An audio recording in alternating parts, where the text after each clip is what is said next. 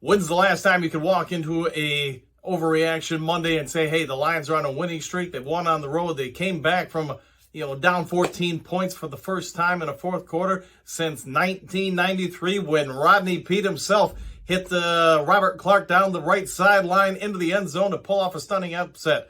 Well, we're going to talk about the Lions. We're going to talk about this weekend's upcoming matchup against the New York Football Giants and everything in between in today's Lions Talk Live.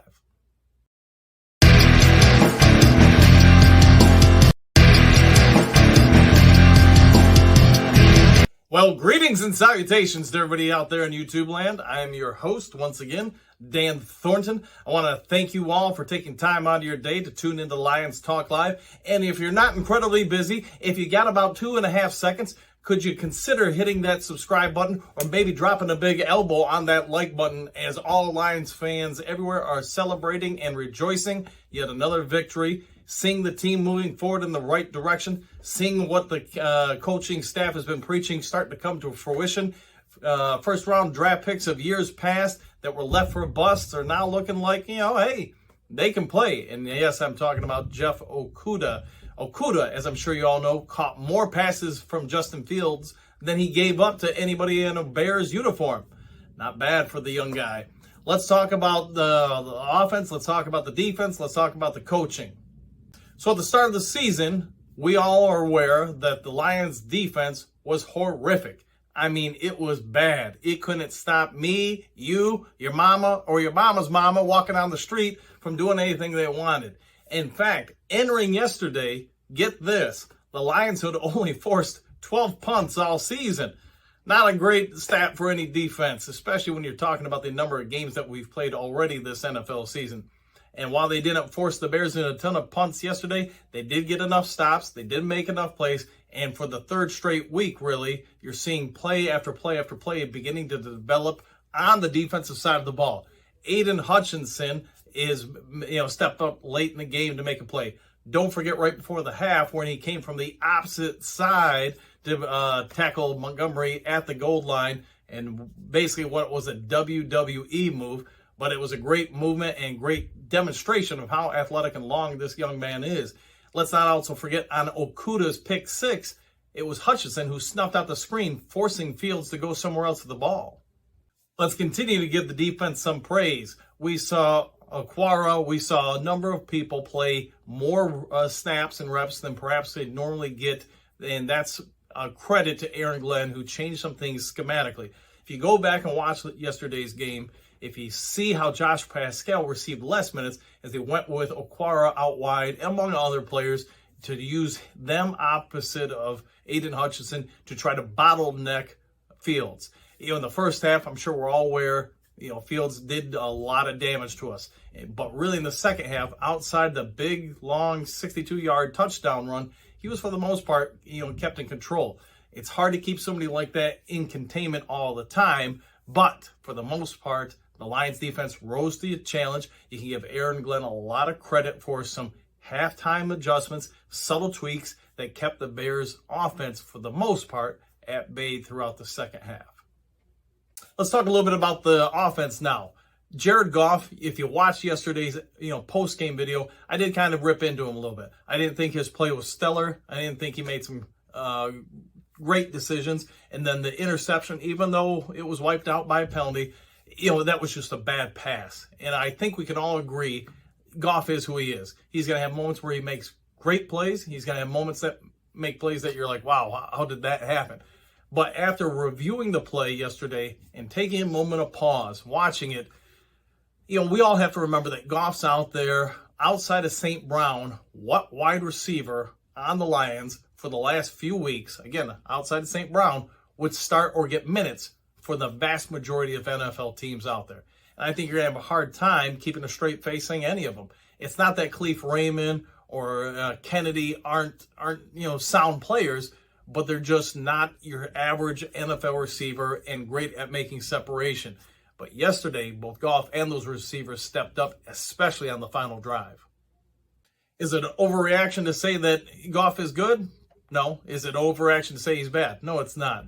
He's somewhere in the middle. But yesterday, in that final drive, He hit players in stride. His accuracy was on point, and he made play after play after play. Not that his receivers didn't get separation. I mean, Tom Kennedy and both Khalif Raymond in that fourth quarter stepped up, got separation, and went for long gains. Kennedy's was the only one of the day. Overreaction. DeAndre Swift is back. Underreaction. Jamal Williams is the best running back on the team. Here's what I'm going to say. I talked about it yesterday. If you watched Micro Mike's, live cast afterwards, I talked about the fact that it is my opinion the Lions coaching staff thought Swift could and should return to the field against Dallas coming out of the bye. Swift declined, and I think that's why you're seeing him fall down the depth chart. It's, in my opinion, it's clear that Jamal Williams is now the starting running back. Jackson is now the number 2, and Swift is a change of pace back. He's come in for the passing game. He comes in from time to time, but he's no longer the feature back, obviously. Now, is that because I'm correct in that the coaching staff said, hey, you're not going to play when you're not 100%, that we're going with somebody else that we know will? Or is that the coaching staff believes we need to give him less carries in order to keep him on the field, keep him healthier? That's something you and I and all have to debate. If you want to throw some thoughts in the comment section below, I would like to have some chats with you. Continuing with the offense, let's talk about the tight ends. The Lions are now 2-0 since trading Hockenson.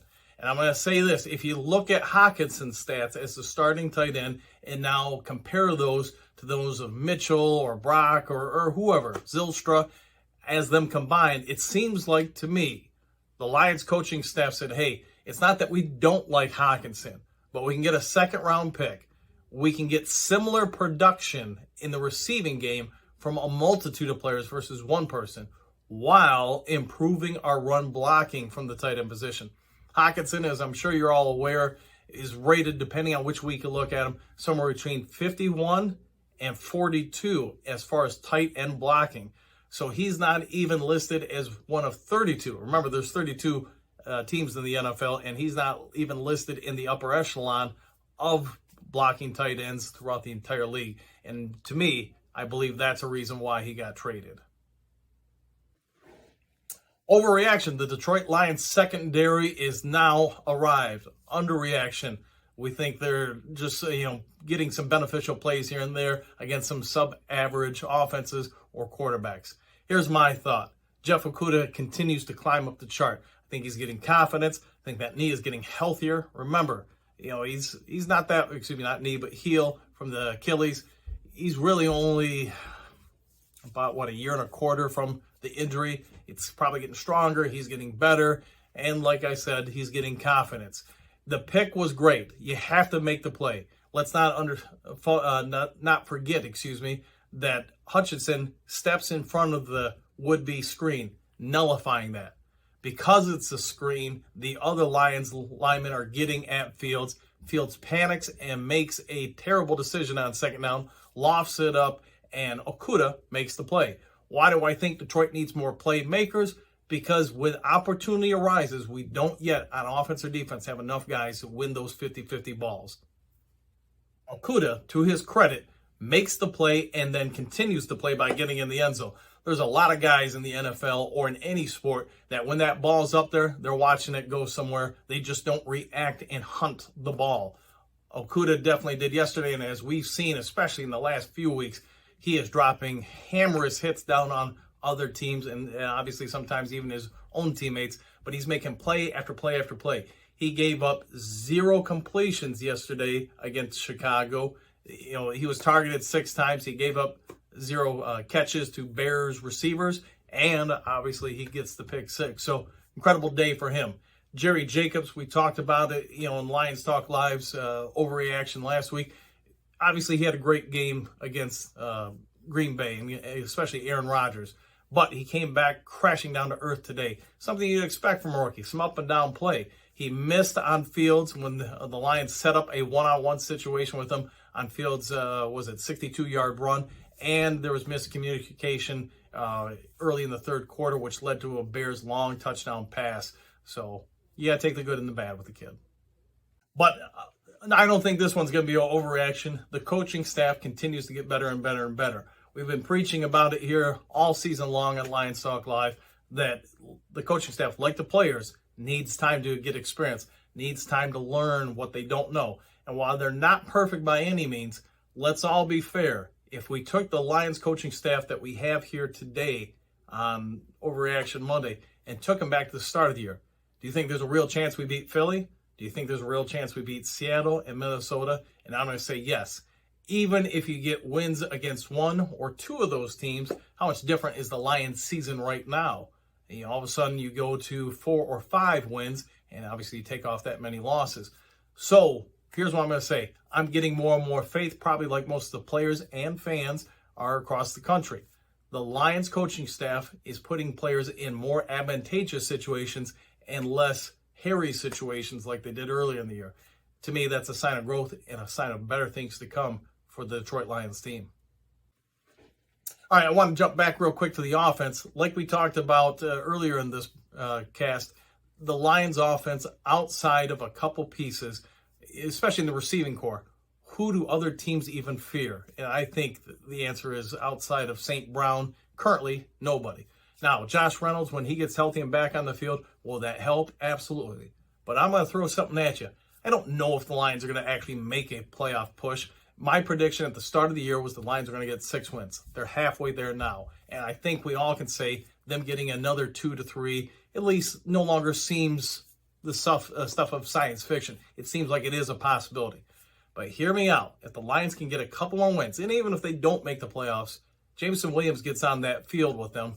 And if Swift can return to early season form, along with St. Brown, along with Williams, along with the emergence of Mitchell and the rest of the tight ends, how dangerous does this offense start to look? So if that offense starts to look scary and the defense is getting scarier and scarier, I mean, Jerry Jacobs, I thought, had a pretty good game. Obviously, we're talking about Hutchinson and Aquara having good games. I didn't think Ansel or Barnes had bad games either. Kirby Joseph probably went from being the best player against Green Bay to probably one of the lowest rated players, this week against the Bears. But you're going to play a rookie, you're going to have ups and downs. But you do see the emergence of a lot of good things happening on the defense. You can see where if Josh Reynolds gets healthy, Swift gets back to his early season form, and then Jameson Williams is anything near what he was been billed, both sides of the team are starting to look pretty good. All right, well, I won't bore you guys to death. I won't keep you here. But again, if you haven't yet subscribed, please consider doing so. Go ahead and hit that like button and leave some thoughts about what did you think of the Bears game down below. Go ahead and leave that. Let's understand that the Lions have opened up as 3.5-point dogs against the Giants, which I think you'd expect that since it's in New York. But it also shows that Vegas is saying, hey, the home field's worth 3 points. We really only see this team, both teams, as about a half-point difference in talent. Something to consider as the Lions look to go for a 3-game win streak and 2 in a row on the road. Wouldn't that be something? So take care, enjoy your Monday, celebrate the Lions win, and we'll see you tomorrow on Lions Talk Live.